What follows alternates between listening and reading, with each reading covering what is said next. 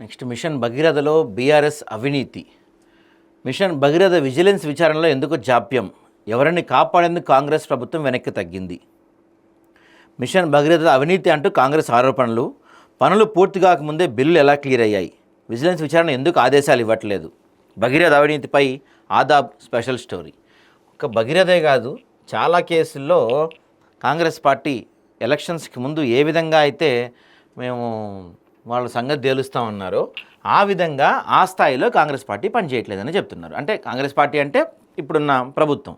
ఉదాహరణకి ఫార్ములా ఈ రేస్ విషయంలో అట్లానే ఉంది, ధరణి కుంభకోణంలో అదే నడుస్తుంది, కాళేశ్వరం అదే నడుస్తుంది, గొర్రెల స్కామ్ అదే నడుస్తుంది, టానిక్ స్కామ్ అదే నడుస్తుంది, తర్వాత మనం outer ring road project outer ring road అమ్మేసింది అదే నడుస్తుంది, మల్లన్న సాగర్ మీద అదే నడుస్తుంది, రంగనామ ప్రాజెక్ట్ రిజర్వేర్ అదే నడుస్తుంది, కొండపోచమ్మ పైన అదే నడుస్తుంది, రోడ్ల స్కాము, ఆఖరికి జిహెచ్ఎంసీలో ఈ ఫ్లైఓవర్లకు వేసిన పెయింటింగ్ విషయం అదే స్కామ్ నడుస్తుంది. ఇంకా